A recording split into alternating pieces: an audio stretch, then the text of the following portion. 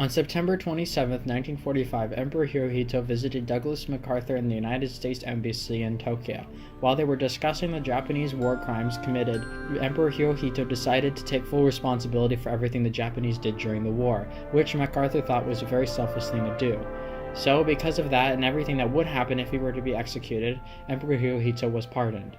Since Emperor Hirohito was pardoned, the Japanese people did not go into a state of chaos, and domination by other countries was prevented.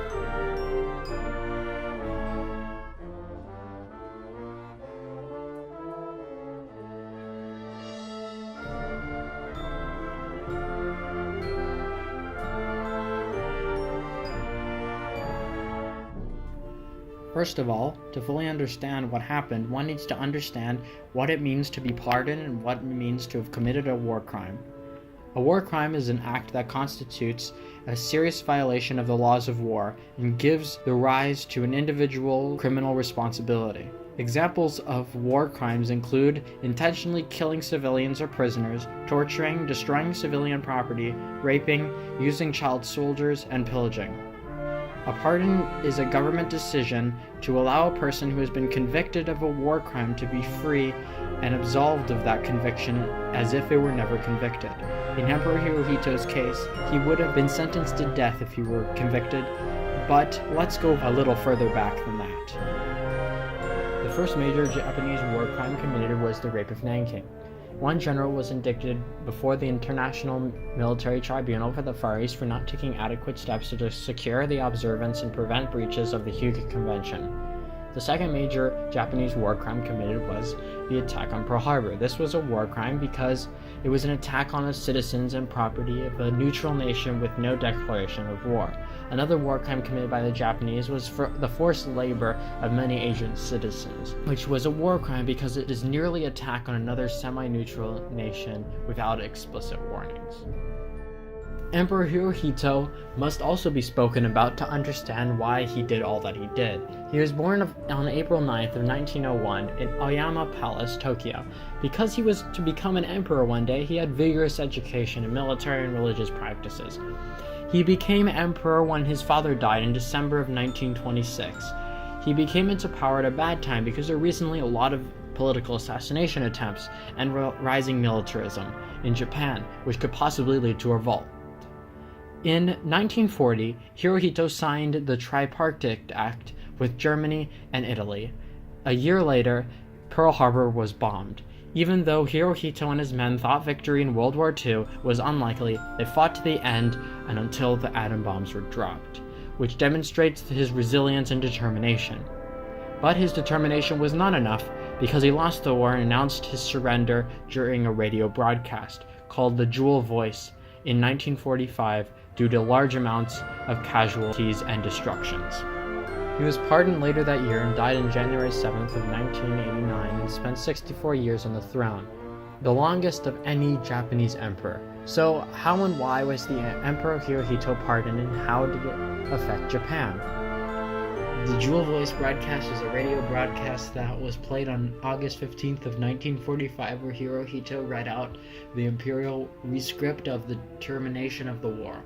He announced to his people that their government had accepted the Potsdam Declaration, which demanded the surrender of Japan and their military. This was the first time any Japanese emperor had directly spoken to its people because emperors usually were protected in secret. Rebels who wanted to continue the war effort after the bombs were dropped broke into the imperial palace to destroy the records so it would not be able to be played. However, they got lost in the palace and were unable to find the recording because it was hidden under a pile of documents. On New Year's Day, Hirohito sent out a message to his people which addressed the widely believed Divinity Doctrine. The Divinity Doctrine was put into place by Hirohito's grandfather and stated that the Emperor of Japan is a god and that all Japanese people are superior to all others. However, this message was not to call upon his people to worship him and obey his every command.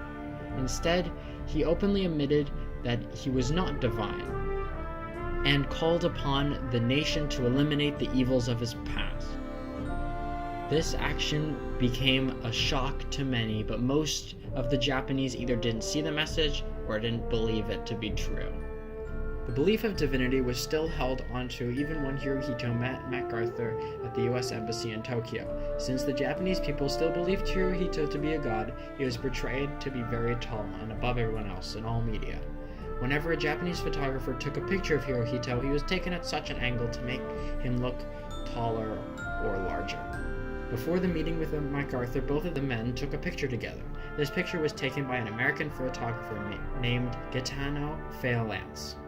He was unaware of the fact that Hirohito was considered divine and godlike, so he took a picture of the two men like any photographer would, which showed Hirohito's true height, 5'5". The picture shows the 6-foot MacArthur towering over the 7-inch shorter Hirohito. The people did not receive this well, and some thought that it was modified to make the Americans look taller. Some thought it wasn't actually Hirohito, and some thought it was just disrespectful to show their leader like that. Little information has been gained about the meeting because only people in the room were MacArthur, Hirohito, and the translator. MacArthur knew that all of the war crimes were not explicitly done by Hirohito. However, Hirohito decided to take full responsibility for what his followers have done, which led him to be pardoned by MacArthur himself. After he had been pardoned, he decided to go and engage himself in selfless acts in order to improve his image and make sure that he stayed pardoned. For example, he sold lots of his personal items to help with the food crisis in Japan after the war. There are both good and bad things that happened around this event. Even though good things that came out of the pardoning, many war crimes were committed, and millions of people were definitely affected by these acts.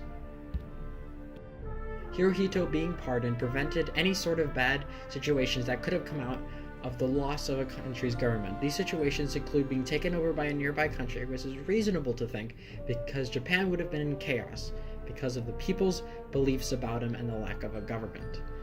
Countries that would be without order are definitely easier to take over.